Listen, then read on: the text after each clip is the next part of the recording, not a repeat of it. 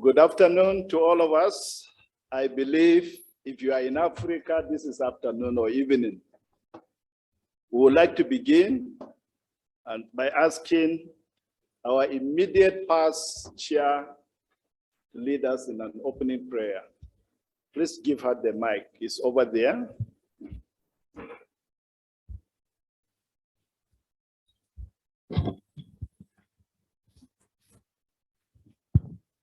Okay, let's go to the Lord in prayer. Father, in the name of Jesus Christ, we are grateful this afternoon that we can sit and start our AGM after 2 years that we're not able to meet physically because of COVID. Lord, we are grateful that we are able to meet and deliberate. As we start our deliberations, I pray the Lord you guide and direct us. I commit the leadership in your hands, that as decisions have been made, they will guide and direct us to the right direction for the glory of your holy name and the growth of this network, and that it will be beneficial to your church, that many will grow in their faith and that many may be encouraged. I want to thank you and bless you for all our colleagues who are joining online from wherever they are. May you be with them as well and bless them, Lord. It is in Jesus' name that I've prayed, amen. Amen. Thank you very much, our sister, our immediate past able chair. I count it a great privilege this afternoon to welcome those who are here and those who are online, and to also welcome those who are new to the network. It has been 2 years since we had the last face-to-face meeting. And all of us know why we couldn't meet face-to-face. In her prayer, she showed that it was COVID. But today we give God the glory that COVID seems to be behind us. The needs of COVID have indeed fallen. And we are now free to meet face to face. I welcome you both to this great meeting today. And on behalf of all of us, I want to give thanks to the Executive Director in the person of Reverend Dr. Nico Mosta and the rest of you in the office who have done great work of getting this program ready for us to follow. You have done this on our behalf, and we want to thank you especially for the good work you have been doing in the office on our behalf. Some of you are doing this voluntarily, but you know that we are doing it serving a great cause. And so I want to especially give thanks on behalf of all of us. Let me also use this opportunity to draw our attention to the importance of this great network. This is a network that God gave a dream to people like Professor Johan Hendricks and some of us that are here who are the original vision bearers and those who made the vision to become a reality today. This network is intended to draw us together and to create opportunity for all of us. And when I talk about all of us, I'm talking about the institutions that are members of NetACT. We are together to create opportunity for collaborative partnership, to introduce you to other partners, our associate members who are doing different things, NGOs, faith-based organizations that are doing different things, trying to help us achieve the vision of really teaching and raising men and women for the transformation of this nation, transformation of our churches, transformation of our society. God has given us a great continent of great potentials, a continent of great hope. But what we see today is devastating and overwhelming. But as people of faith, people who are training people to believe in God, the God that is able to bring Africa from death back to life and to create new things in this continent that will begin to shape the rest of the world. We cannot give up on our continent. We love our continent, and we want to see this continent achieve its potentials. So theological institutions and faculty of theology in all our universities are strategic. We are strategic in the sense that God has given us the opportunity to raise up new generation of moral consciousness, intellectual consciousness, social consciousness, cultural consciousness, political consciousness, let me say holistic consciousness. We believe that God has raised the church up in this continent for the discipling of this nation. The discipling that bring and shape this nation to be a nation that can be reckoned with. And God has given the leadership of the continent, the political leadership, as you are aware of the African Agenda 2063. God has given them a vision that now we can take them on. If we are just going to speak, they may say, what business do we have about what they are doing? But we are here as a network to say, look, that document called Agenda 2063, we believe that if we follow the 7 aspirations, this continent will really be a continent that all our young people, the next generation, will look forward to. So I want to thank you, and thank you very much for taking the time to be part of this meeting. I know there are some of you who made efforts to join us in person, but because of the challenges we have, we were just talking with the vice chairman that look, we find it extremely easy to get visas to other countries or outside of Africa. But when we come to our own continent, it's difficult for us to find visas. These are some of the things that as a network, we need to speak against. We need to take advantage of our network to say, look, this is not right. We will never get the Africa we want if we create this kind of situation of difficulty for our people to travel. So we will want as a network to call on the African Union to revisit the need for us to have the freedom of getting visas easily so that we can travel in the continent and bring the development that this country is waiting for. So I want to thank you for the effort you have made, but you didn't get discouraged. I can see a lot of you online. I know of some of you who tried, particularly in Nigeria, to get visas. You are not allowed or given the visa, and up till now, some of you have not even gotten your passport back, but you are online. Thank you. This is what the network is all about.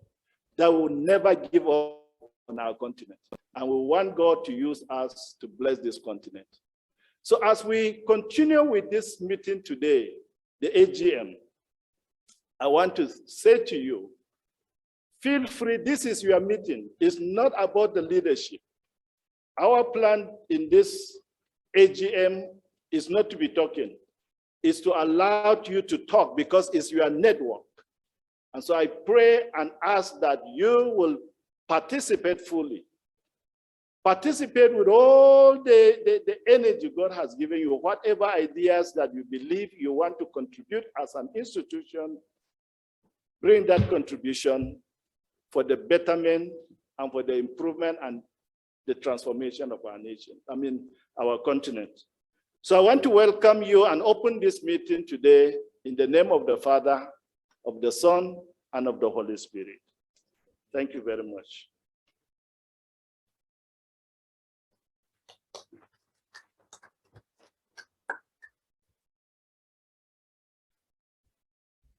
With this, we will ask Nico to lead us to the next program as we continue from here. Thank you, Chair. Next on our agenda, colleagues, if you can turn also our colleagues online, we can turn to page number 3. Page number 3, so that's where we will start now. Just on the constituting of our meeting, so page number 3.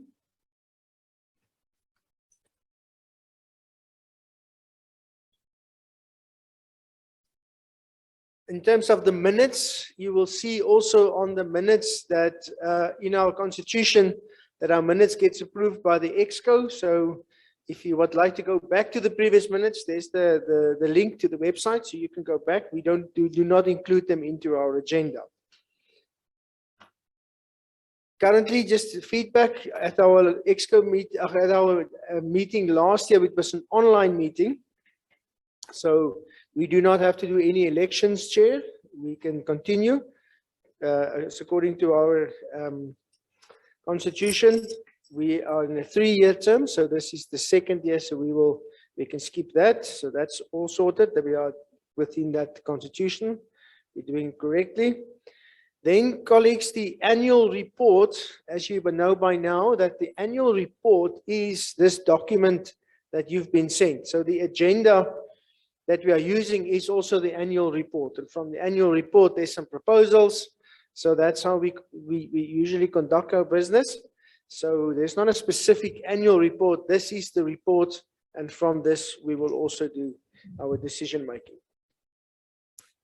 The voting rights, we are so few, but for our online colleagues, when we vote, my suggestion would be, Chair, that between our technical team, that our online viewers, if we do come to a vote, that they just vote by either a thumbs up, maybe a thumbs up on the Zoom, and then they can just be counted. If our technical team then can just count that, so then we know, yeah. So if we can just ask our colleagues online, when we do vote for something, thumbs up, we will vote here, and then we will put both the votes together. Chair, then we are at the new members. I will hand over to you. We've got one application. If you turn your pages around to page, sorry, my apology. It will be on the screen, colleagues. There it is. Yes, on the screen. Our colleagues here in the hall. Maybe just explain quickly. We were a little bit pressed for time before this meeting to leave, and we also had some problems with electricity at our offices. So we had a deadline to print, and that deadline was before, not just before I left my office, but also before the power went out. So we printed a copy that you have, but the colleagues online have received this morning a full copy. So colleagues here in the meeting, you also received it this morning. So those of you who have your laptops open, you can follow that one. So online, so we introduced them as a new member. I will hand over to the chair now. The Presbyterian Theological Seminary in the Southwest region of Cameroon. Thank you, Chair. Thank you very much. We are glad to have a new member. I mean, an application to be a member from the institution he has just announced to us and that you have there, Reverend Professor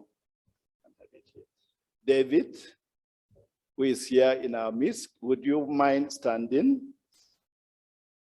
And please, we will take this time for him to just introduce himself briefly, and then we'll do the voting at the end.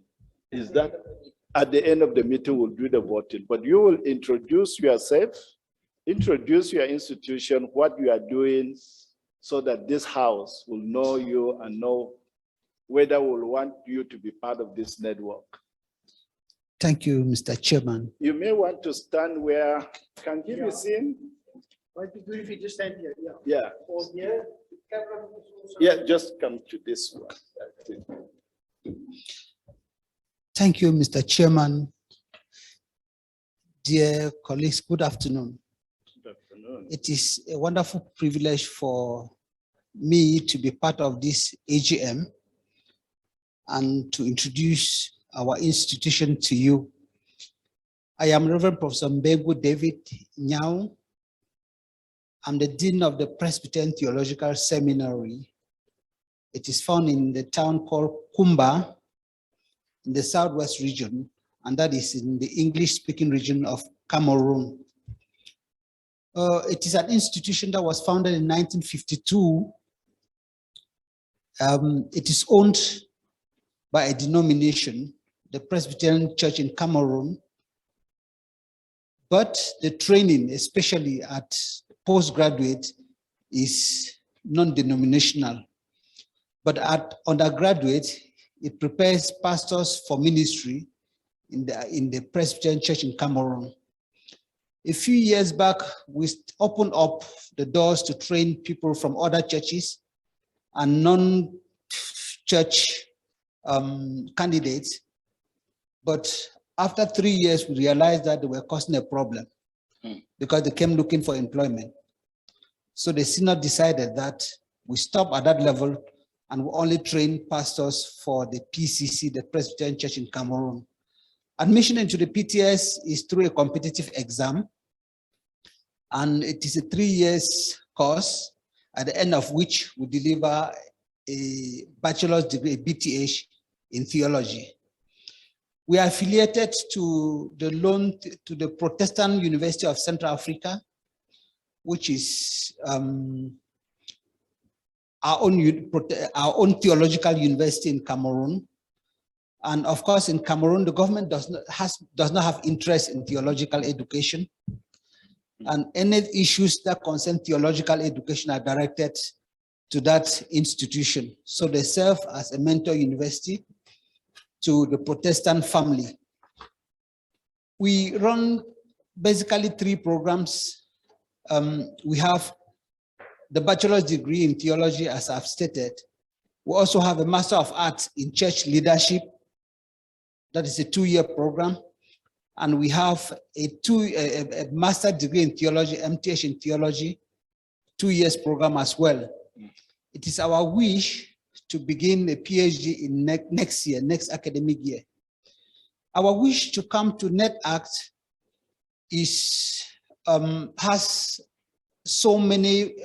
has a great foundation. First, we believe in the fact that it is difficult today in Africa to move alone. Yesterday might have been possible because we were being flattered with a few things left and right. But now that we want to do things on our own, we must learn from senior brothers, we must learn from senior sisters. We must hold our hands and move together. That is the primary reason for which we thought we should be part of this association, of this network.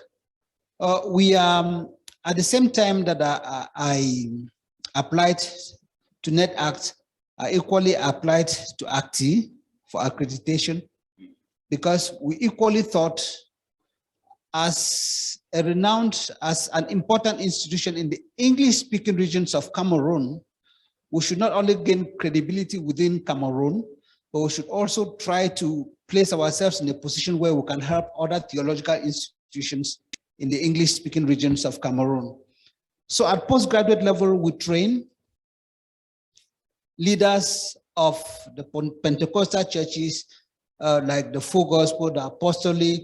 We train leaders for the Baptist Church. We train leaders, the Église Évangélique to Cameroon. We train leaders for Mission des Églises Protestantes to Cameroon. In fact, we've trained master degree students for about 6 different denominations. We equally train master degree students from the French-speaking who want to study in English. So we gradually realized that we were getting an important position in the theological field, especially in Cameroon. And so we thought for us to grab that position, we need to reach out. We need to anchor on others who have been there before. So coming here, we think that we are praying that we will be admitted, and then you will open our eyes as well, and you will take us to those places where you have been, and we will sit with you, and you will sit with us, and you will guide us. It is our prayer that our request will be granted. And of course, our presence in this meeting testifies to the fact that we are not only knocking, we absolutely want to enter into the house. Thank you very much. Thank you very much. We are very excited that we will have an institution from Cameroon that will be joining this network. Even if you are not knocking, we will come knocking, asking you to come in. And for that reason, I want to present you with the African Public Theology book right away, even before you are admitted.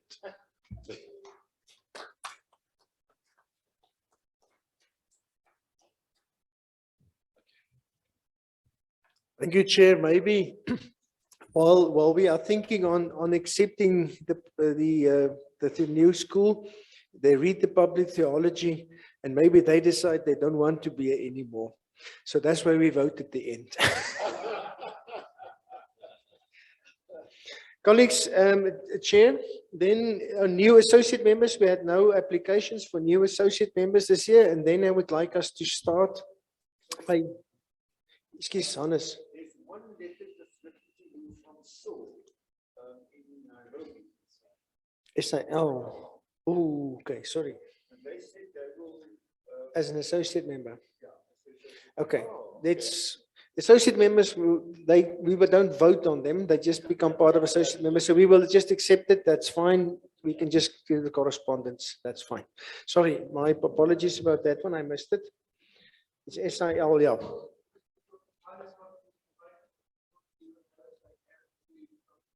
Oh, okay. Okay, sorry. Yes, repeat that, Hannes. Yeah, we have a letter from Saul of SIL in Nairobi. They said that they would like to be associate member and be more involved in what we are doing at NetACT. Yes, and my reply, I think my reply, the colleagues online should have got that. Then, Chair, members present, I would like to start there with Gavin at the back. So just stand up, introduce yourself. Can we have the microphone? No, because we need it for the online. The problem is it's not, we know that you are allowed, Gavin. It's not our first meeting with you. It's a compliment. Colleagues online, it's a compliment to him. Do you know how close that room across the way is? So, Mr. Chairman, may I just ask a question? At the moment, I represent Barnabas Fund, and we are associate because at that point we were not a registered institution. We are now a registered institution, registering as an academic institution under one of our titles.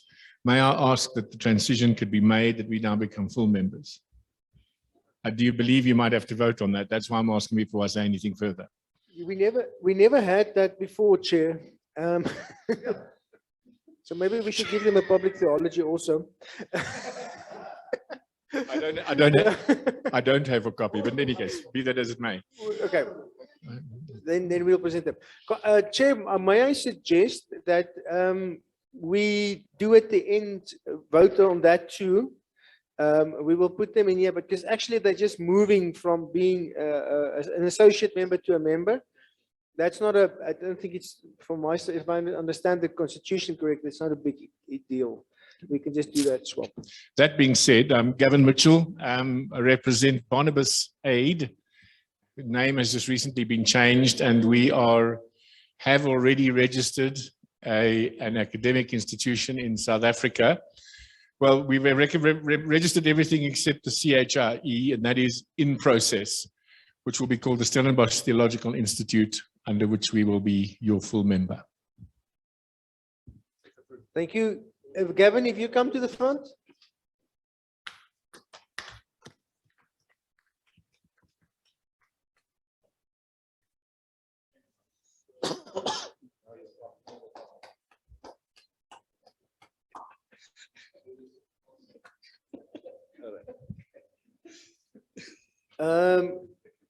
We can proceed. The next one up is University of Pretoria. Thank you. Manirat Sukdevan from the University of Pretoria. I'm representing the University of Pretoria. Already, yeah, all of them, all the names we are reading now is the members of NetACT. Just state if you're associate members. No, it was only Barnabas that's associate members. Western Cape. Okay, but just indicate, yeah, and resonate. Thank you, Andre. Andre de Tooy, I'm from the Huguenot College in Wellington. I'm Zachariah Ramunotsi from Regia Theological Seminary. Thank you. I am Simbarashe Munamati, Mare Theological College, Zimbabwe. Mario Elias Dixon from FCBA, Mozambique. I'm Kruger Dupree from NetACT, curriculum consultant. I'm Fraser Jackson. I'm NetACT, the Internet Portal Program Coordinator. I'm Manasseh Matikele from FCBA, Mozambique. Those of you who are board members, please, when you introduce yourself, include that. And Fraser is part of the board. Lapani Nkonjera, representing University of Livingstone from Malawi.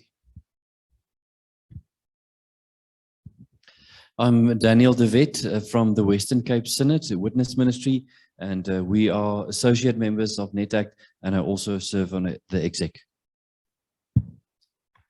I'm Ryan Faber. I'm representing Resonate Global Mission, and we are associate members of NetACT.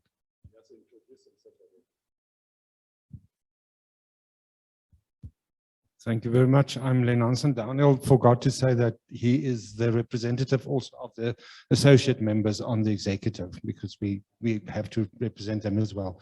My name is Len Hansen. I'm from Stellenbosch University. It's great to see here some of the original members of NetACT when we were a small network of 13 to 15 institutions. ABC was there, and Hefziba was there. You guys were there. What is it again? Murray was there. So yeah, wonderful to see some of the members from 20 years ago already here. As I said, I'm from Stellenbosch. That's where the office, the central office, is situated, and so we host the NetACT office. And yes, I'm also part of the executive. Good afternoon. I'm Magdi Madimbo from African Bible College. I sit on the board. They incorporated me in the executive as well. Thank you.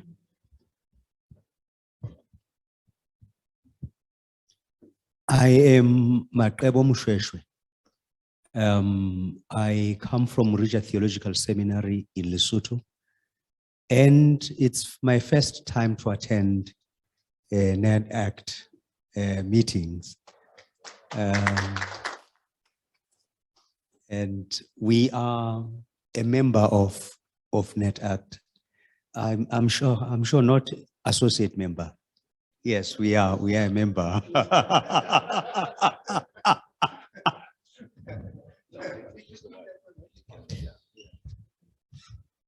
I'm Anastron, and I'm working from the beginning of this year as the program coordinator of NetACT.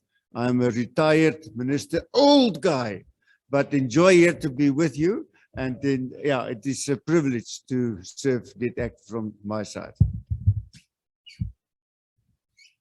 I'm a very young minister. My name is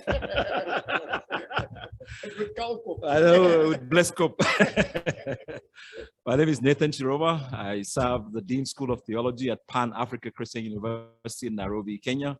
And I'm here to assist the chair. Thank you. I'm not going to introduce myself now. We will bring in the online people to introduce themselves. Colleagues, may I ask that you just unmute yourself online I see from my here, let's start with Edwin Zulu. Edwin, thank you.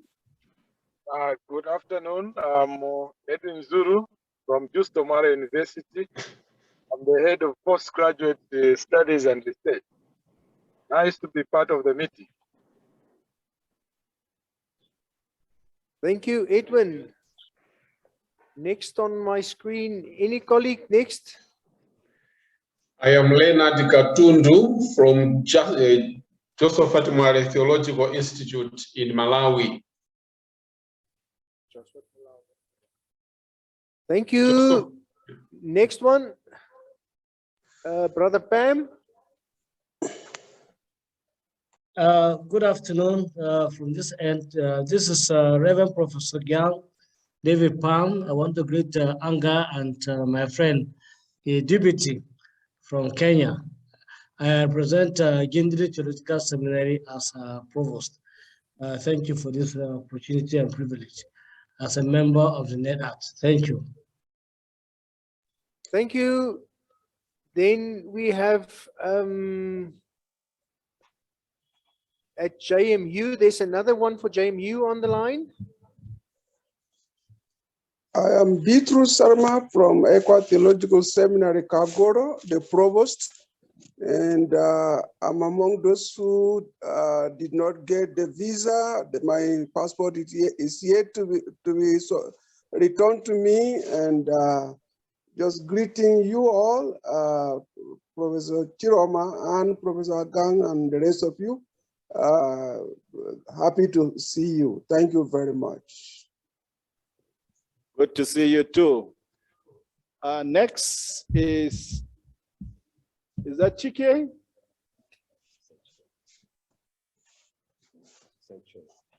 Chiseche, yeah. Can you unmute, please?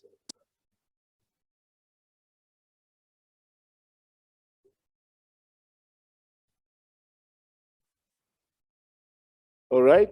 We can get another person, please.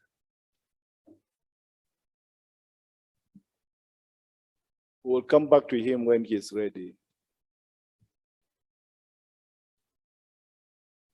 Magazani MD.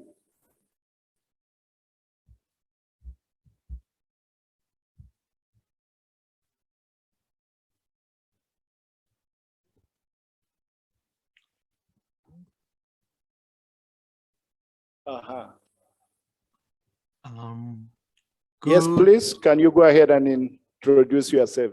Okay, good afternoon, brothers and sisters. I'm Benny Martin. Thank you. I'm from the Calvin Protestant Church Seminary in Athlone, Cape Town. We're not a member yet, but we are intending to do so. So thank you. It's the first time also that we are actually included. But thank you for the invitation and blessings to all of you. Thank you. You're welcome, and thank you too. Next, please.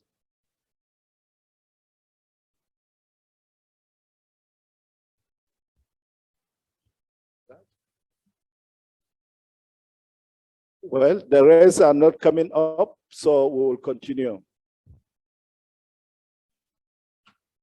Thank you, colleagues. The online colleagues, if I can maybe just ask you to just in the chat box, our sound was a little bit down this side. If you can just maybe just in the chat box, give your name and institution, please, for us. Then we can just capture that for the minutes. So in the chat box, our technical team will get it there. Just in the chat box, just your name and your institution, please. Thank you if you can do that. Chair, then we can move on. We have the program next up. Oh, we need to introduce ourselves. Sorry, I'm a little bit too fast. Nico Mostert, so I'm currently the NetACT Executive Director for NetACT. Also coming from representing Free State University, and which is one of our institutions who is a member of NetACT. A member of the executive, isn't it? I am Sunday Agang, the provost of Ekwa Theological Seminary, Jos, representing that, but also the chair of the network. I'm happy to be here. Thank you and welcome again. So we can then, Chair, we can then duly constitute the meeting and proceed. So I would like our members just to, the following on your program, the following on your agendas is the program. You can just skip over that because we're already busy with this. So that's just for the minutes. This also will become our minutes. And then we will turn to page, we're going to skip the strategic session. Chair, maybe I can just help our members. Tomorrow morning, we will start with the strategic session. We quickly met this exco last night and realized that if we start this afternoon, nobody is, we come back from a nice meal at the University of Pretoria. We're all tired and then have to have a strategic session will maybe not be the best of ideas. So we are just reshuffling a little bit our agenda. So our colleagues online, we will be moving on to page 8. So if you can just go to page 8. Yes, there it is, the African Public Theology Project. So we will start with the projects. And then tomorrow morning, we will start with 2.1. So I hand over to the chair who will take us to the session. Thank you very much. A brief report is already there. And the report is showing that the African Public Theology has been published in 2020. And what we are expecting right now is that you can see it here. I'm holding my copy. And I believe that all the institutions that were members before the publications have copies of this book. So what we want here today is to let you know some of the, give you some updates about how the book is doing. And we'll hope to get also updates from you about how you are using the book.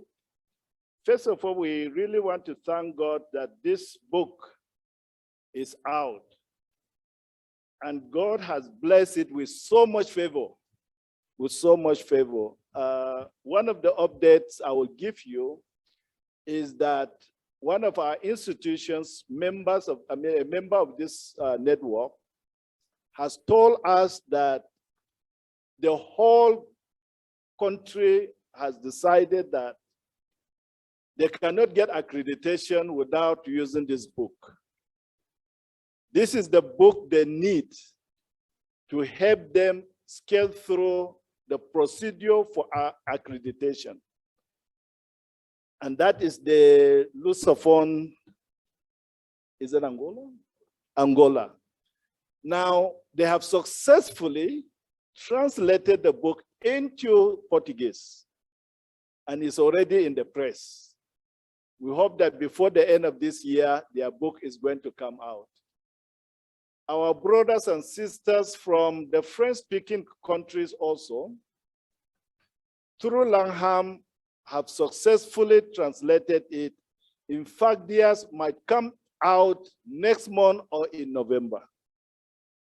So that's a lot of progress that we have seen, the way that this continent institutions have received the book.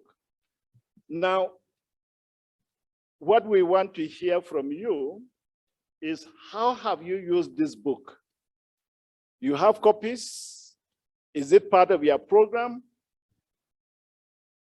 From my own side, last year, I had the opportunity, or we had the opportunity of being in Kenya to talk about this book, to talk about what we have done at the All African Council of Churches, the All African Council of Churches, or Association of African something, right?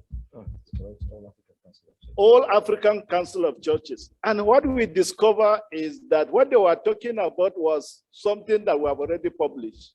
And that is what were they talking about? The Africa God wants. And so we said, well, we are talking about it. A book is already available for that. So they were very happy that we have done that.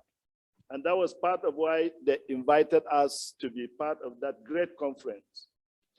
We had also planned to give a copy of this book to the AU, but COVID hindered us from going to Ethiopia, to the office in Ethiopia to present a copy of this book, because the book is dealing with what the African Union has done, which is Agenda 2063, talking about the Africa we want. But we are saying we can't get the Africa we want if we don't get the Africa God wants. Interestingly, in this meeting, these 2 days from Monday to yesterday, we had a meeting between NetACT and Barnabas. That is why those of you who have been waiting, you didn't get us online until today. In the meeting, we are fortunate to have one of the people attending or participating in the Barnabas meeting, one of the bishops from Zambia, who is a member, a vice president of they call it the dialogue interfaith, dialogue section of the AU. I've spoken with him. He has agreed to get copies and present them on our behalf to the AU. So I think that our vision of getting it there, it will go. If they need us, we would like to also be there to talk to them about it. So let me stop here and then basically ask institutions to let us know exactly how this book, you have found this book, what is your reaction to this book? How has it been used? Briefly, just tell us briefly. I will talk about what I have done with the book myself and what I'm doing with it. Our intention is that we find a place in our curriculum that this book can be used, because we don't want it to be one of those books that are published and just kept in the shelf. So let me stop here. Colleagues, let's have quickly a discussion on the book. You will remember that we planned actually to have regional meetings and launchings of the book, but then COVID came. So we are in a little bit at this moment back to the drawing board.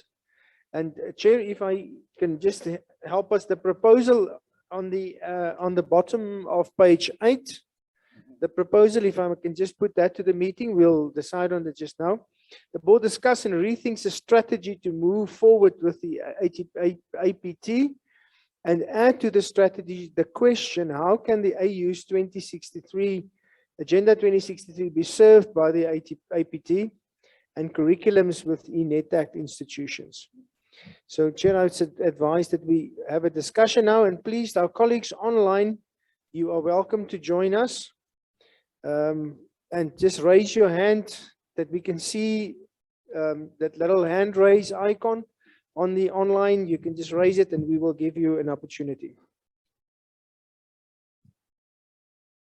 Microphone is in front. Thank you.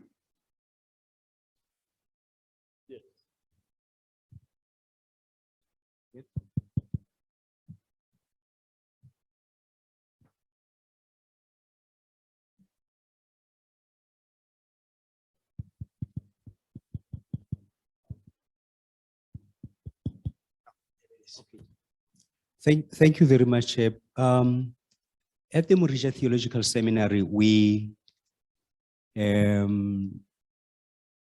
have not completely integrated the book into our curriculum, but so far we have used it in the missiology class, mostly to define missiology or theology of missions as public theology, and to borrow ideas from that. And so the students are actually reading it for that. But we also using the sense or the essence of the book in our development, we call it transformational development programs, where we have self-sufficiency projects, and that in those we train our students to not just be preachers of the word or pulpit preachers, but we also teach them through our sister institution, Growing Nations. We train them on the integration of theological understanding into the actual agricultural projects. That is how far we have gone, and we are still working on how to have public theology either as a standing alone module or spreading it across the other modules that we have, or within the streams, through the streams that we have in our program.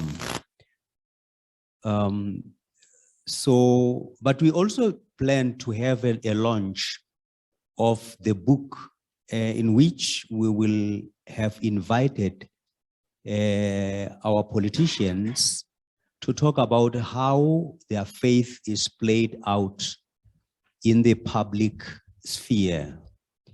And to that effect, we have given a copy to our Prime Minister when he attended our synod opening ceremony. So, and we hope in that symposium that we want to that launch, we would like also to have some of the authors, and maybe Professor Chair would be one of those, to make some presentations to kind of create a conversation. What we would like to do is to create a conversation between ourselves as theologians and people who are hands-on in the public administration of our nation. And we believe that would also enhance the understanding, and we hope more people would like to read the book and see how, and we will try to invite people from the subjects that are dealt with in the book, so that we have different voices, and so that we can also influence different sectors in the country. And we will also invite other theological schools in Lesotho to participate. Thank you very much. Any other of the colleagues who would like to respond? What are you guys doing with the book? Thank you. And then also Kruger there at the back. Thank you very much. Mare Theological College in Zimbabwe, we were there and we are still there when the book was published and the copies distributed. We incorporated the thrust of the book in our curriculum. So now we have African Public Theology as a course at our college. You know the figures behind this, Reverend Dr. Toro. I think you appreciate, you know him. So he is there and pushing that. So already we have students who are doing this course. And what we were thinking was to say, since we are affiliated to the Reformed Church University, we are working towards making some of the themes of the book to be part of the degree program, because at the college we offer a diploma program, and it's very easy for us to make the book a course, but we have to follow a process to make it a course at the university. So that is what we are trying to do. The copy of the book was given to the moderator of our church. That is what we managed, because the politics in Zimbabwe, if you want to take this book to the politicians, you are given some demarcations. So that is what we managed to do for now. And the book is actually opening eyes and avenues for us and helping our church. Thank you very much.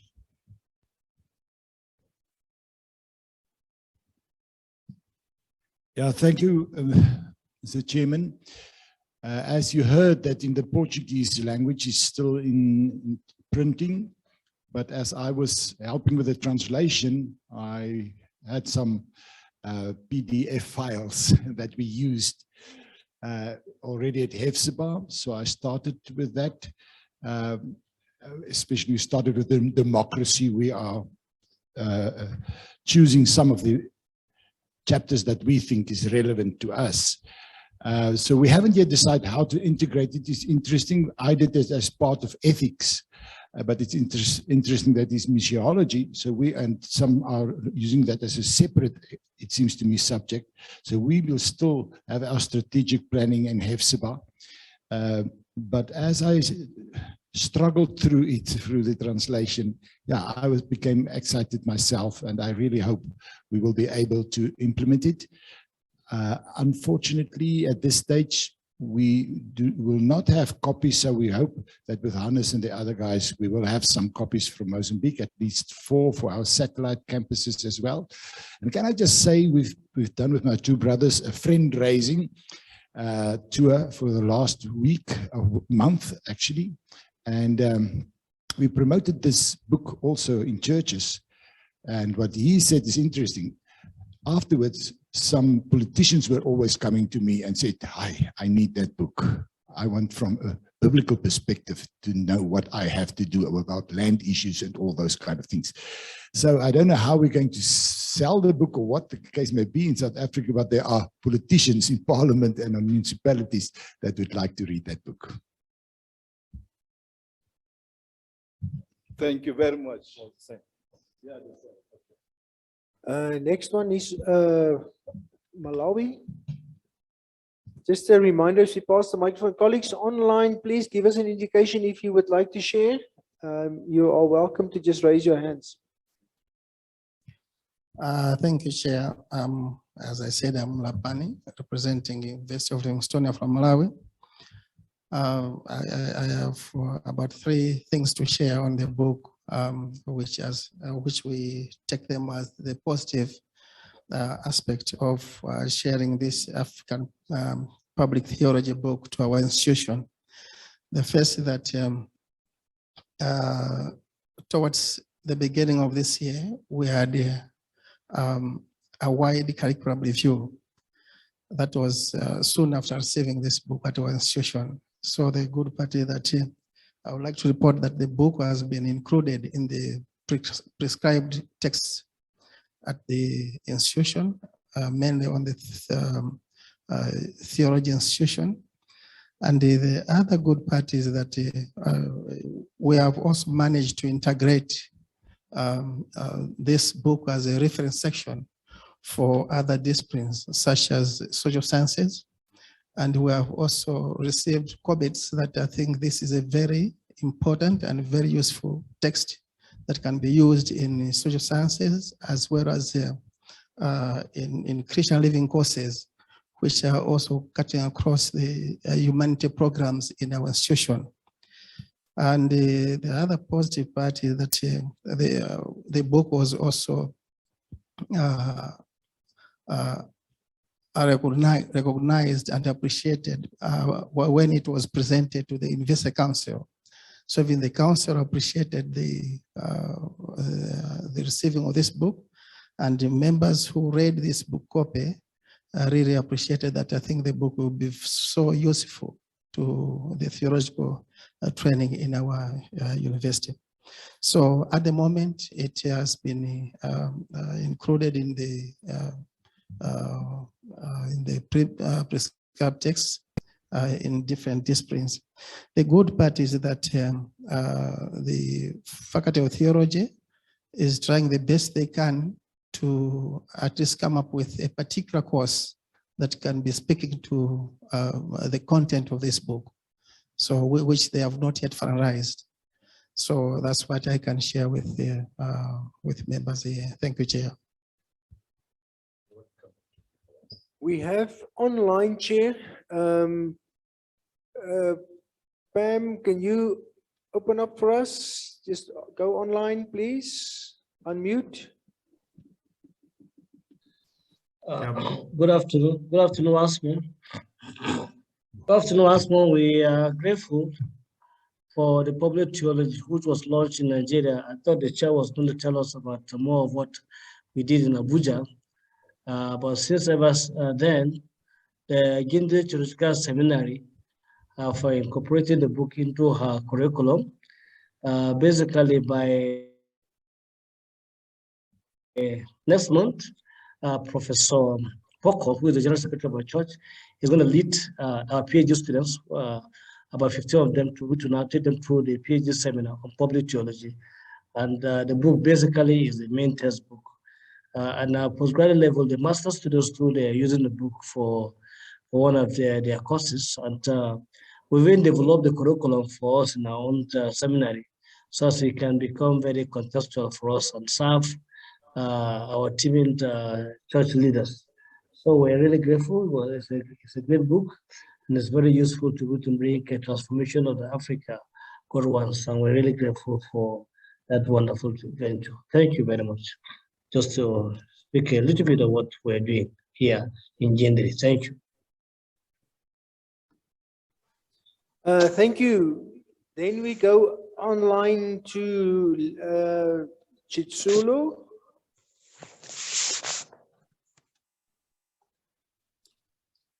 Thank you. Thank you, brother. Chair. Thank you, Chair, and good afternoon. My name is Takuze Chitsulo. I'm the Vice Chancellor of Zomba Theological University. Just to mention that we were known by Zomba Theological College, but we've just changed and attained the university status. So the book found us during the time when we were in the process of curriculum review, and also we were preparing for the National Council of Higher Learning to come and assess the college for accreditation. So we incorporated the book into our curriculum. As you can see, the book touches on many areas. It touches on the biblical studies, practical theology, missiology. So it's used in almost all of our courses. This year, we've introduced a master's program, which is focusing on the contextual theology, and the book is is one of the textbooks. It's a prescribed books in the practical theology field. So the book is really useful. Our students love it, and all our teaching staff love it, and we are using it. And at one time, I think we were discussing of launching it within our region. I think Zambia was involved, and Mozambique and Malawi. We were teamed up, and there were plans that we should come together and launch it. And we were thinking of inviting the state president to be there, because the book is really addressing so many issues that are affecting our societies today. Chair, I think I rest my case on that. Wonderful. Thank you very much, and congratulations for getting university status. Thank you, Chair. Oh, okay. Yes, because we just tried to show I that just wanted to say NetACT to play the key role in helping them, encouraging them that they should become a university. Professor Hendricks had to travel to Malawi to see the situation of Zomba Theological College, In fact, there was a time they were suspended from NetACT because the previous leadership, they were not communicating anything. But out of the visitation from NetACT with Professor Hendricks, the conversation started because he even reached out to the trustees who are the moderators of the synod. And this leader is part of the fruit of NetACT. So I just wanted to say that. Thank you. Thank you for that wonderful extra information. And that shows us the value of our network. We are here to stand together. What you cannot achieve alone, together we can achieve. So. Next on, I see online Leonard.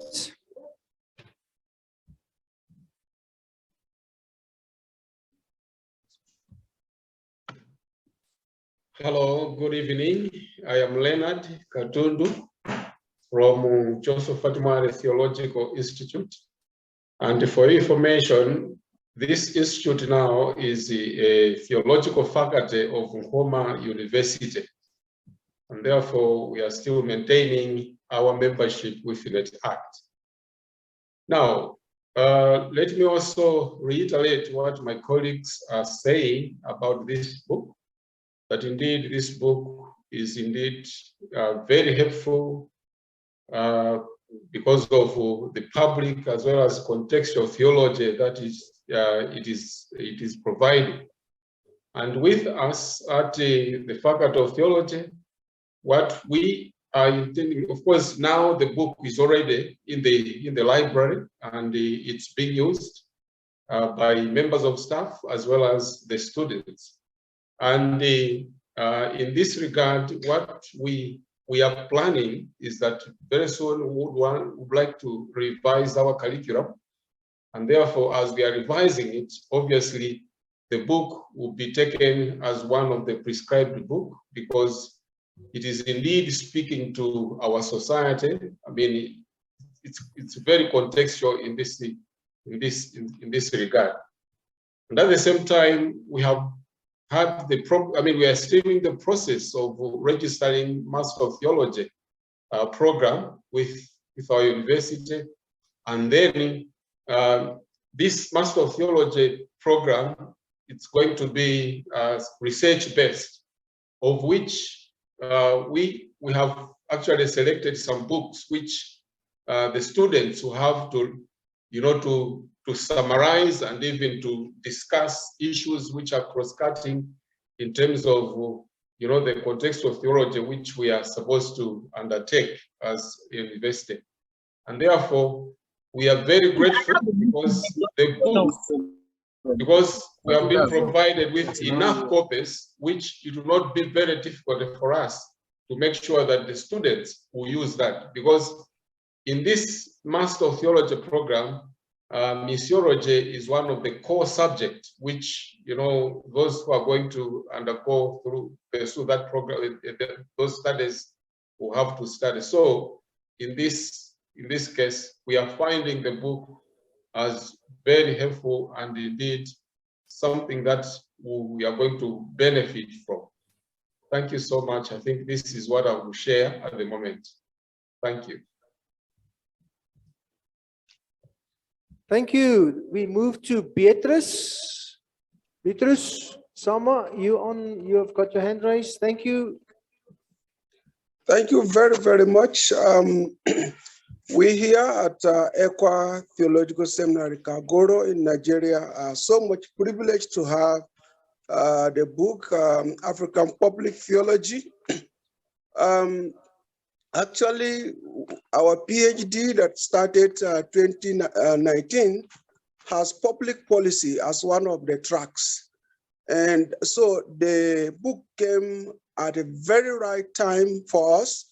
And we are having all of our PhD students, even those who are not in the public policy track, to read and make very good use of it, and especially those who are in the public policy track.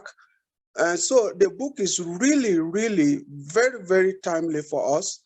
I've been using it personally because it touches almost all of the challenges we have as Nigerians, and especially all of us in Africa.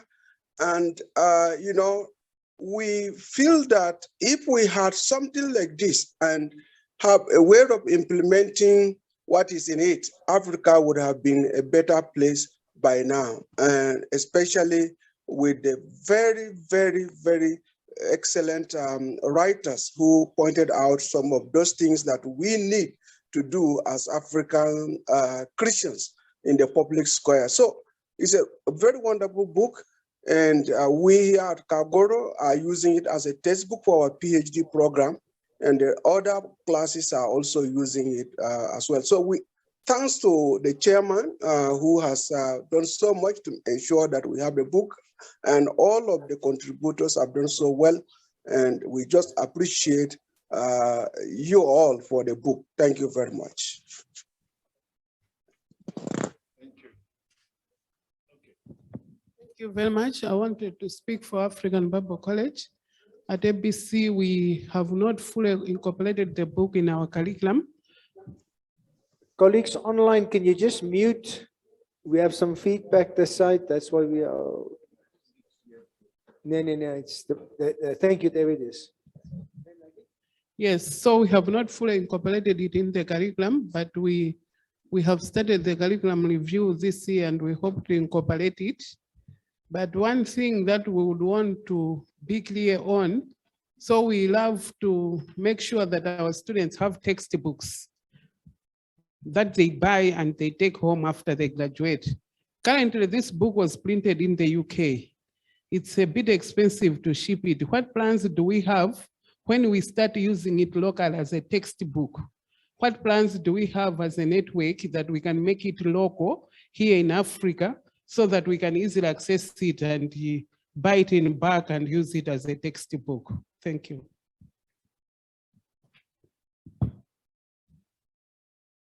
Thank you, colleagues. Anybody else? Lane? Thank you. Just from the side of Stellenbosch University, we have had a series of workshops or conversations with some of our partner churches, with the ministers that serve in those churches on themes from the African Public Theology book, and we've invited also some of the authors in the book to come and speak to the ministers on issues that they wrote on. The book is not taken up into, it has not been taken up into the curriculum as such, but it is being used widely for all our courses on public theology. And what's especially quite pleasing is to see with our postgraduate students how often it is it's being included as a source that they are using for their research. And I think that is one of the best proofs of the pudding, you know, if our researchers start using the book. I just wanted to say, if anybody asks you about, you know, where to buy the book, it can be bought in the form of an ebook. It is a bit expensive in the sense that the Kindle book is $17 US. Barnes & Noble has it for $15, but on Kobo, you can now get it for £8. So, I mean, that is, in rands, it's 155 rands.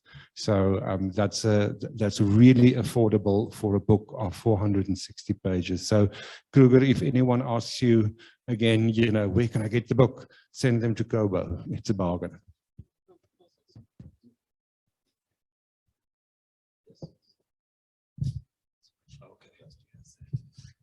Yeah, just to report that from our university, we normally have what we call a faculty catch-up every month. So what we agreed to do is to read the book as a faculty, all of us, and each time we meet, we have discussed a chapter.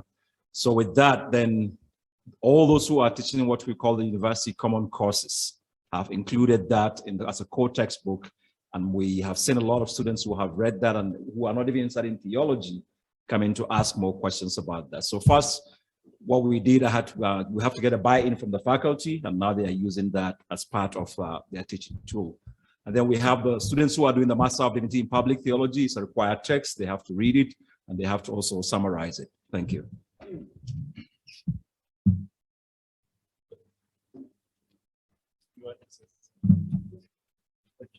The mic is here.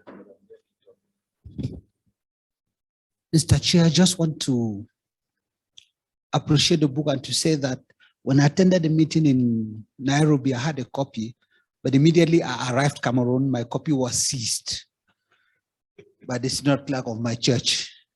Now, just to prove the importance of the book.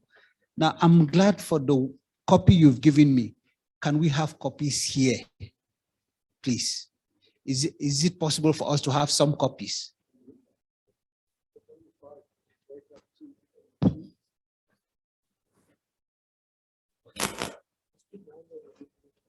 Okay. Thank you all for sharing what you are doing with the book. Let me also take time to share what we have done with the book. The first thing I did was to present a copy of the book to the Vice President of Nigeria. And when I asked for permission to come, she willingly agreed. And the day I went there, when he saw the book, he said, this is what he has been waiting for.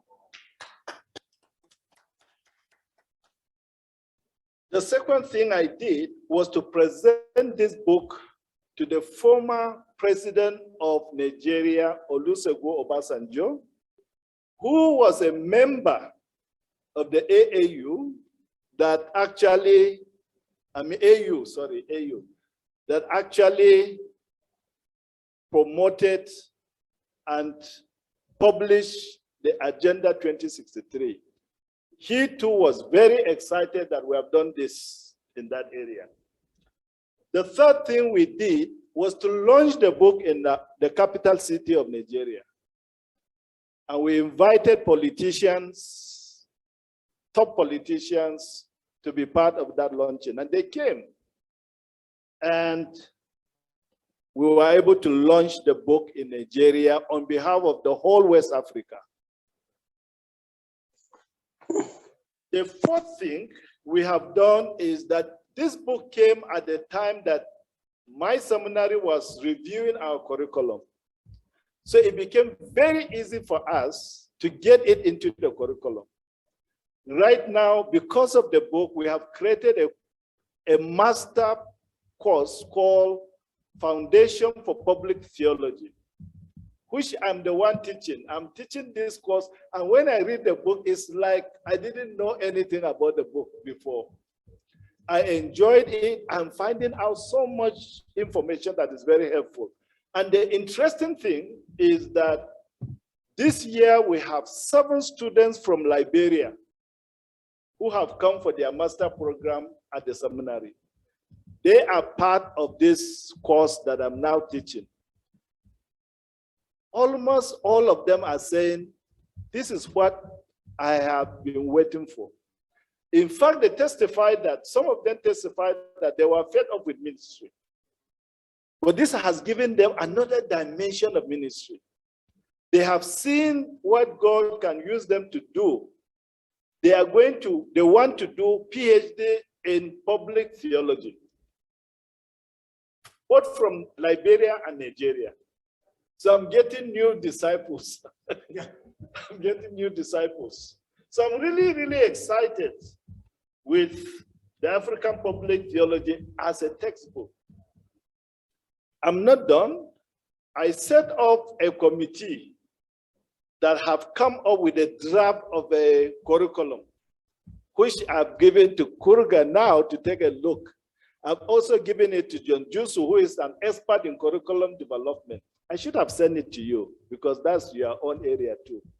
So you will have that. Because we need to look at it. It's the one that I'm presently using to teach the course.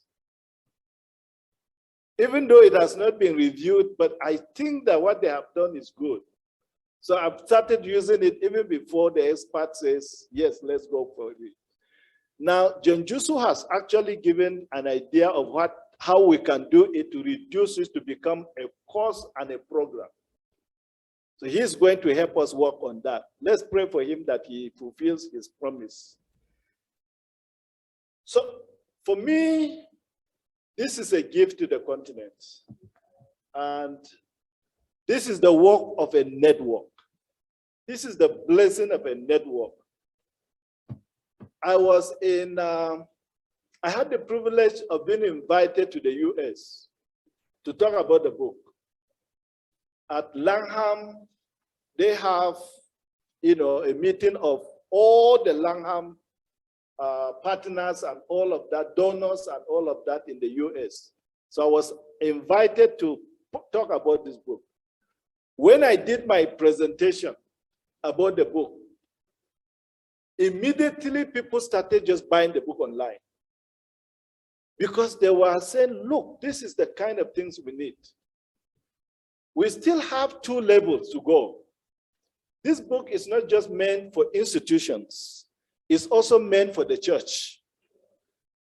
After this review for the institution, I intend to set up another committee for the church so that we can actually find a way of summarizing it, the ideas, the principles that are there for church, Sunday school, and Bible studies. Because this is the way the movement we intend and we are growing will happen. They have already given you a report of how the French-speaking countries in Africa also said we need this book. They have already succeeded in translating it into French. And hopefully, when it is out, they will start using it. Now, the Portuguese in Africa, we want to thank Kruger. I forget to thank you for the work you have done. The first translation was terrible, but God has helped him to put it in good shape, that it can be presentable. So we want to thank you on behalf of NetACT. The Portuguese countries outside of here are looking forward to your own publication. In fact, the Spanish had asked us to translate it into Spanish because they want to use it. They want to use it. So what are we saying? This is the fruit of our work together. This is the value of our coming together. And we are praying that we will soon have another project that we'll do together for the benefit of this continent. Now, Bishop Joshua Banda is saying he is going to take this book and he wants this book to be presented to the AU. And he wants them to say to, that this book will be used as part of their, education programs. So my hope for Nigeria is that it will be introduced to universities. God has given me opportunity to be a member of an organization that is very, a body that is very strategic in Nigeria. It's called TED Fund, Tertiary Trust Fund. Tertiary University, Tertiary Education Trust Fund. They have they have a budget that they give to all the universities to write a book. To write, to do research, to do different kinds of research. I was fortunate to be asked to be a member of those who review all those proposals. So I have had the opportunity of also sending just a couple of weeks ago a copy to the National University Commission, a copy of the African Public Theology book. So I'm hoping that I will talk to them and ask them to make this copy a copy that all the universities, particularly the Faculty of Theology, Faculty of Department of Religious Studies and Theology, to use this as a textbook to help our country. So that is how far I have gone on my own. And I want to thank everybody for the efforts we have made so far. Let's continue to make the effort. We still have,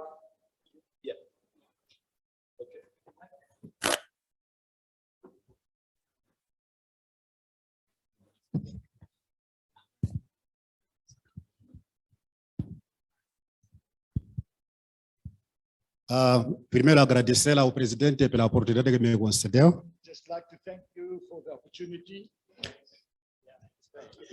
You follow. Okay, pronto. Yeah, you've got a strong voice as well. Yes.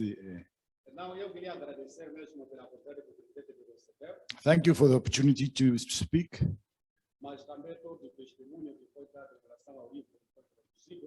All the witnesses about the book and the use of it.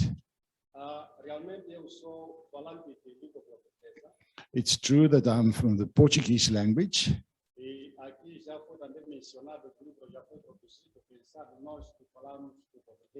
And I'm glad to hear that it's also translated into Portuguese.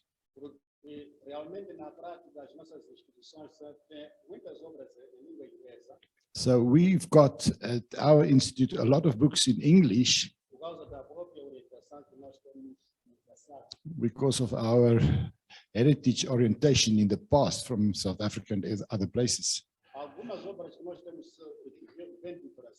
Some of our books are coming from Brazil.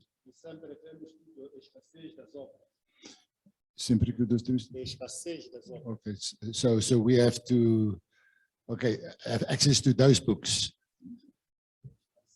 Escassez, o que é isto? Outra palavra em inglês. Escassez. Esqueci em inglês. Não tem outra palavra? Okay, we are lacking.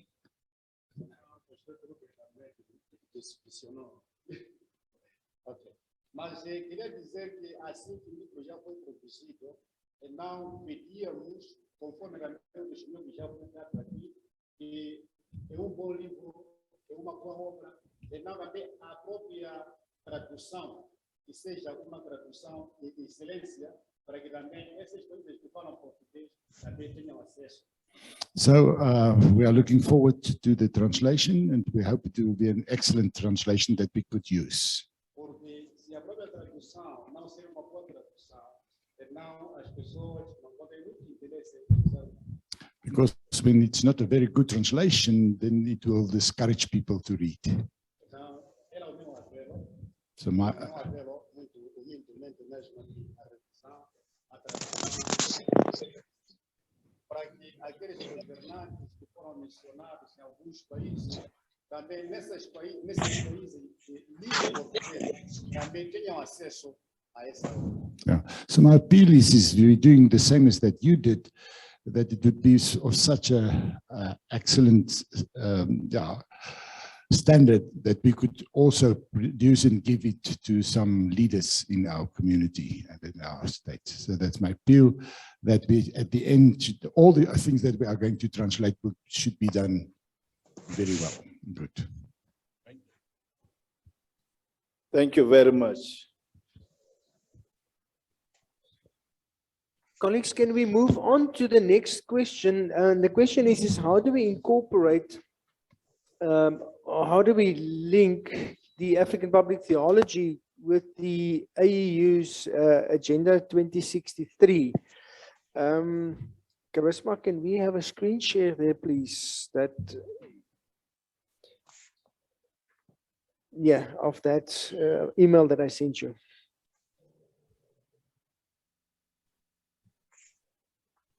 Colleagues here will also see it. Okay. Can we move it a little bit to the right? Okay, thank you. On the screen, you will see the 7 aspirations of the AU's 2063 agenda. So what the African Union has done is to set some goals. If you go onto their website, you will find it there. This whole document is about 60 pages explaining the whole process and also the goals. We do not have time now to put the goals in. We can probably put that in our minutes. But the aspirations are as follows: a prosperous Africa based on inclusive growth and sustainable development. An integrated continent, politically united and based on the ideals of Pan-Africanism and the vision of the African Renaissance. 3, an Africa of good governance, democracy, respect for human rights, justice, and the rule of law. Now, just in that sentence, you hear the public theology book. Yeah. The themes resonate in the public theology book. A peaceful and secure Africa, which we've been praying for now for how many years, but still with no success. An Africa with a strong cultural identity, common heritage, shared values, and ethics. One of our big issues is the whole thing of ethnicity in Africa and how we fight and keep on continuing fighting this ethnic wars and ethnic divisions. An Africa whose development is people-driven, relying on the potential of African people, especially its women and youth, and caring for children. And number 7 is Africa as a strong, united, resilient, and influential global player and partner. What we are seeing currently is that we are getting exploited. We are not a partner. The global world does not really see Africa as a partner. It sees Africa as a place of exploitation where they can come in and exploit. And that's what is happening. Our mineral resources are taken out, and then we have to buy back the products. So we don't manufacture, we are not part of that. So that's the aspirations which the African Union would like to see happening in 2063 or being reached by 2063. We'd rather rephrase that. The question for us now in a sort of a second part discussion, I have been minuted some decisions here for us, is how do we link this? Is it a necessity for us to do that? At the All Africa Conference of Churches meeting in Nairobi, and you will find that on page 18. So if you turn in your agendas to page 18, you will find the sort of a summary, a 2-page summary, and also the declaration. That's in addendum 2. So you'll find it in addendum 2. You will find there a complete update. That was the briefing that went out afterwards. And then there is also the sort of a short report as to what the communique, which was also sent out by the African Union. By the All African Conference of Churches. Just interrupt myself there. So colleagues, let's open the discussion to say how can we integrate these two as a network that was invited there. The chair was there, myself was there, Hannes was also there, Nathan was there, and Johannes was there. So as a network, we committed ourselves to the communique that went out at the end, the statement that went out, to say that we will talk to the networks, talk to our institutions within our network, and to see how can we link these two, because they are linked with one another, and how can we do that? So Chair, let's open up the discussion for some proposals, some ideas as to how we can do that. Is it important for us to do that? Do we see the synergy? And how can we proceed with that? Okay, we have a hand. Thank you. Mic? Where is the mic?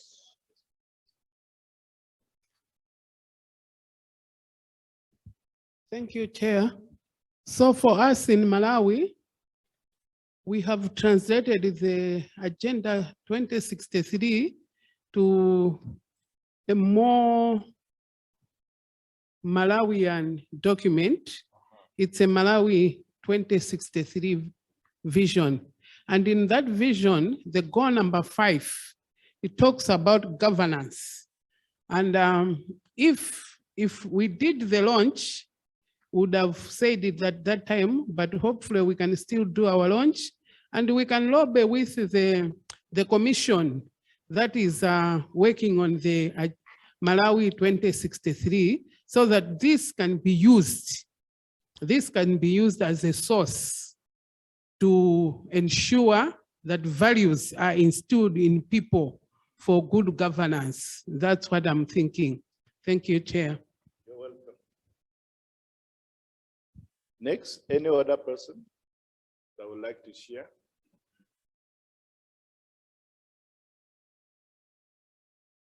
I hope the agenda is coming. Yeah, the proposal is clear. How to link this with the APT book. Chair, if I can just come in here again, we all understand that it's not that easy to change curriculum. It takes some time, and I mean, it's a lot of effort to you know, in a way, have curriculum set up. I think, if I may have a suggestion for our institutions, that maybe another avenue to proceed with these burning issues that are coming quickly onto our radars and onto our agendas is in the way of what we call in the South African higher education system short course learnings. That is not part of the core curriculum, because that takes a long time, and those of you who are in accreditation processes, Andre and myself just had a discussion. They are introducing at Huguenot College an honors degree. He reckons it will take about 3 years just to get that through the processes. So it's tedious, and by 3 years, I mean, a lot of things have changed already. So a suggestion would be that you work with short courses and put it into a short course learning. Maybe it's not accredited in your system, but as a short course, because short course learning in institutions also opens up the possibility to introduce it to a wider audience. So people from outside can enroll in your institution, and it might also become a form of, you know, asking a small fee for that. To have a short course, it's a 2-week or a 3-week course, or it's a 1-day or a 2-day course where you do an introduction to the topic and bring some other things, and people can buy the book, whatever you want to do, how you want to structure it. But a proposal would be to have a short course on the book, and also maybe have a short course on about Agenda 2063, and how does those two relate with one another, just to get the conversation going. So that might be a suggestion for institutions to do. I think from NetACT side, for us just to introduce and bring the topic of Agenda 2063 to this meeting is already a start. It will grow from here. It's an awareness. It's sort of creating the awareness that we move with that, and that on your own plannings and your own radars, that you start doing that. I like what Maggie's also said, Chair, that they have sort of taken that and sort of put it into their own context of Malawian 2063. And that's another way. And I think that's where the linkages are. So it's not just to have a discussion maybe, or a short course on 2063, but it's to have a short course on African public theology and Agenda 2063.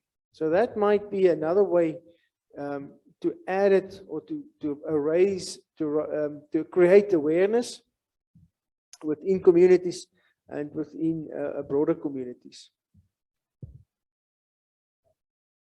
Perhaps before any other person says anything, let me add this. You see, the point here for me and for some of us is that we can't continue to do theological reflection without referring to a document that is produced to change the continent. Any gathering, any opportunity I have, I always make it clear that I want people to go back and read that. With my faculty, as we have meetings, faculty board particularly, I have asked them to read that document. Now, because when you look at page 401, all those who wrote the chapters here were asked to read that document, so that as they think about what they are writing, they are thinking of how to implement the Africa Agenda 2063.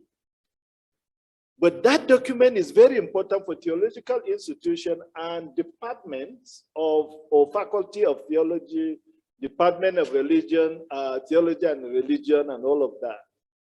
We need to refer them back to that. The second thing we need to do is, we shouldn't be afraid to go to government and say, this is your document. This is your document. It's a document that was done by the leaders of our continent. We want to see you using this document.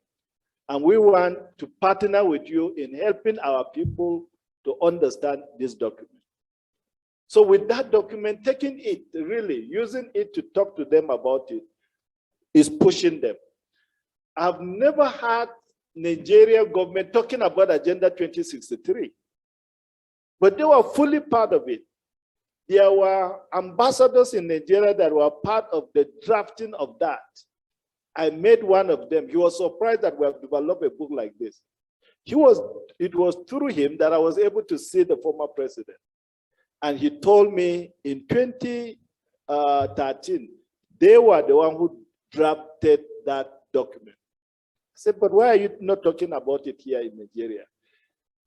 But 2 weeks ago, I had them talking about Agenda 2063 in Nigeria.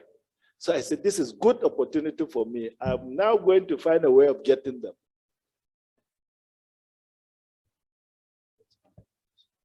Okay, the mic is just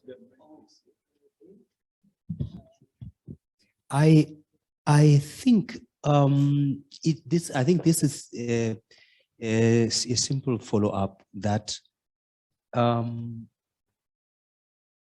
there's a way in which we can implement, we can couple this book with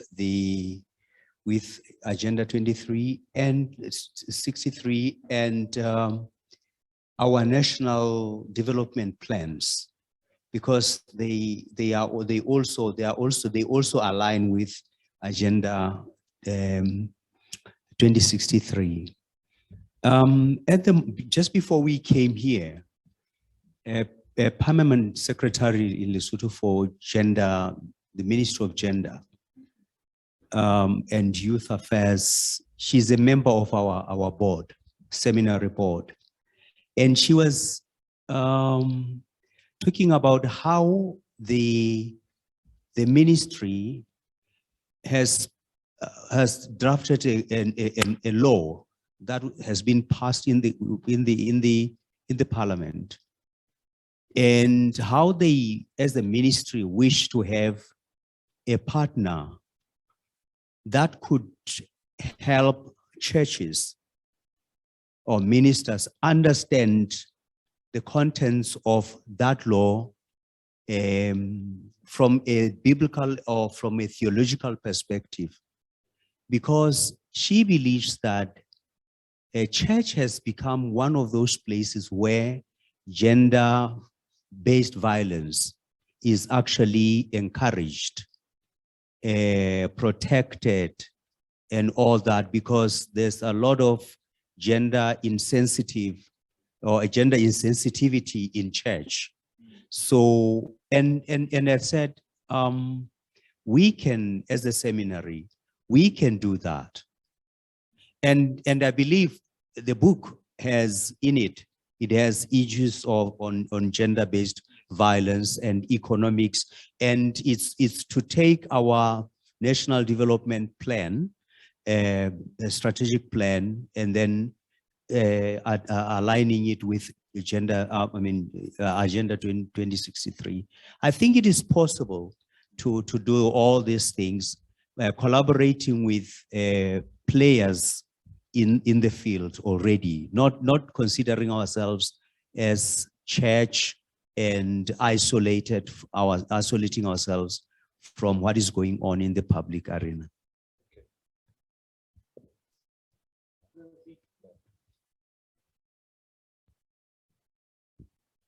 Thank you very much. I just want to link on with things that were said by both by Sunday and by Maggie. The one is that it's very important for us in what we do that we have a document, an almost official document that we can refer to, that to show that what we do in not only as a network, but as training institutions, as researchers, that we can show why what we do is important. and also why it's important on a larger scale than just for the church, you know, but it's also for the politicians and for governments. It's also important. So it's like writing a grant application, and you have to justify why you need the money. And here we have this agenda. So for what the research that we do, for the curriculum changes that we do, we can go to this agenda and we can use it not as the only, but part of our justification for what we do. So that's the one thing. The other thing is, of course, these are now aspirations. It's same as the UN Sustainable Development Goals, that are goals that have been identified for the whole continent, in the case of the UN for the whole world. But there are resources that we can also use, and that we can make this very contextual and very applicable to ourselves. If you go on the African Union's website, on the NetACT website, there is a map of Africa, and it identifies, it gives the 7 aspirations, and it also gives 20 sustainable development goals, and you can click per country to show a percentage on where you are in achieving that. So it might be that your country is in the sense of, say, financial independence or whatever, it's stronger, but in this, but on something like justice and democracy, it's weaker. So very interesting. And I think, you know, when we start doing our research from our own context and doing our curriculums and things, to go to this and to see where are our weaknesses and what is it that perhaps in our own context, whether we're in Malawi, whether we're in Lesotho or Kenya, what are the things that is important to our context that needs to be addressed when we compare it to the aspirations for the rest of Africa. I think that is very great.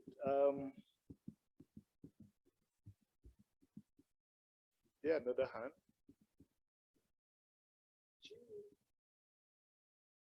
I think if we're all done discussing, I have a couple of decisions jotted down, which maybe I should read, and then we can maybe vote on them. Okay.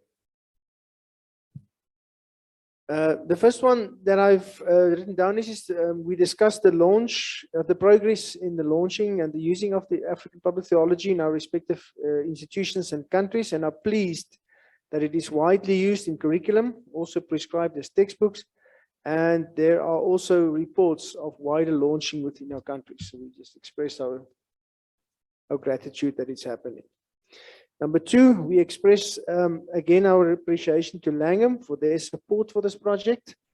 Why I've put this one in is I think it's important that we keep a good relationship with Langham, and also maybe write a short report to them from our experience at the meeting. We will make sure that we write a report to them, because it was quite, they really supported us well on this project, and that will also open up future projects for us with Langham in terms of publications.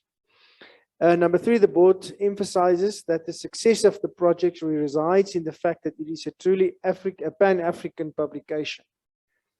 I think it's also important for us to acknowledge that it was a pan-African adventure from the beginning, or project, and it is a pan-African book for Africa. So it's by Africa for Africa. The board urges the respective regions to organize launching events where a wide spectrum of people from the wider public are to be invited, and the concepts of the book is explained and introduced. So we urge our institutions to do that. The concept, number 5, the concept curriculum that is proposed by Dr. Agang are to be circulated among the institutions for the input. So what we've heard from Sunday is that it is already a concept, a proposal for a concept curriculum. The suggestion is that we circulate it to all the institutions. Get your inputs. Of course, it will vary, but at least we have something in hand that our institutions can use. You don't have to go and reinvent the wheel from the start. That's part of what we do as a network, to support one another and to help and to see where we can help. And then number 5, number 6, I'm still writing that. We were a bit quick on that, but we need to formulate something that we commit ourselves to the Agenda 2063. And we also ask our institutions to, as far as possible, incorporate Agenda 2063 in maybe in short course learnings, maybe events, maybe lecture series. There's a lot of small things you can do in order to promote Agenda 2063 and how it links with public theology. I will formulate something in that regard. That's the decisions that we are basically taking. So can we have somebody moving that we accept these proposals as our proposals? We need to move. Okay. Seconded. Wonderful. Thank you very much. Is there a question? Clear?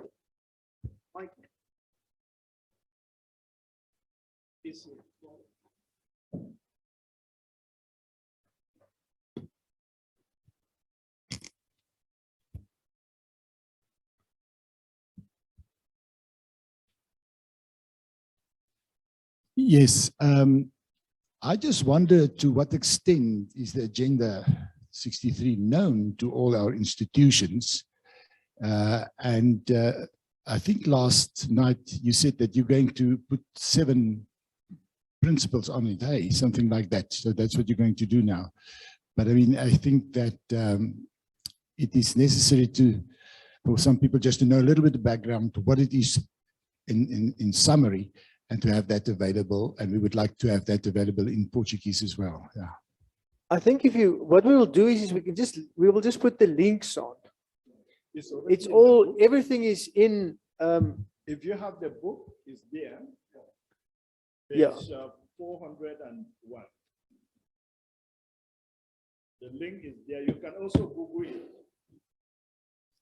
Yeah, the appendix, you'll see on the last page of the book, on the appendix, the last pages of the book, that in the appendix that there is a complete write-up, a little bit of a short history of it as well. And then the links, we will put on the links.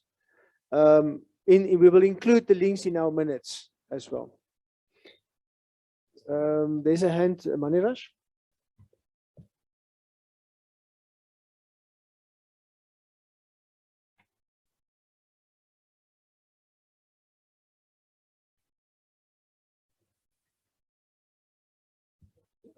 There we go. Thank you, Chair. I think we at the university, especially in our faculty, we're so involved with the SDGs, the 17 principles or the 17 sustainable goals, that we haven't looked very closely at the agenda of the African Union agenda.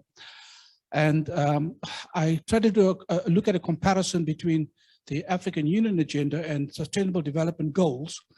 And I think the 17 development goals does somehow fit into the African agenda, although there are certain specific to the African continent, which is not part of the SDGs. I think we need to look at that seriously, the first thing. The second thing is, I think the African agenda is split up into 5 periods or 10 periods of 5 years, or the other way around, 10-year periods. 2023 is coming to an end for the first 10 years. I think we should be talking about the next 10 years. Next year is the next 10 years. So what are we planning to do in the next 10 years so that we do not come towards the end of the period and then talk about it? So let us look at it now. What are we going to do for the next 10 years from 2024 to the end of that 10-year period?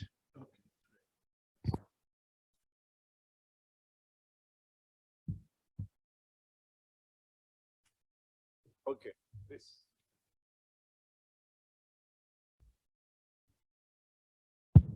The little contribution I wish to make is that there is another document of the AACC that puts side by side the Sustainable Development Goals and Agenda 2063, and quite analyzes the two to show where the overlaps and where they come together.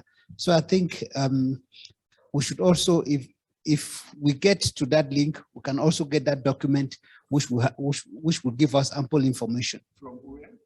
It's in the is on AACC. I think you have the document. yeah. You have the document, Mhm. President. You have it. Yeah. Thank you. Thank you, Chair. Colleagues, I think we need to break for evening dinner. It's time. I think if we can ask one of the colleagues to pray. Sorry, I did not arrange now beforehand. David, can I ask you to pray for us? Let's pray for our dinner, and then we will meet back again here at 7. So at 7, at 19 hours, we can convene again at 7. May we pray. How pleasant it is, Father, when your children can gather under one umbrella to talk about the issues that concern the institutions into which you have introduced us. While we do this, we call upon you to bless especially those whom we have elected and placed at the table to guide our discussions. Be present in our midst, even as we go to eat, blessing our fellowship and strengthening our network. In Jesus' name we pray. Amen. Amen.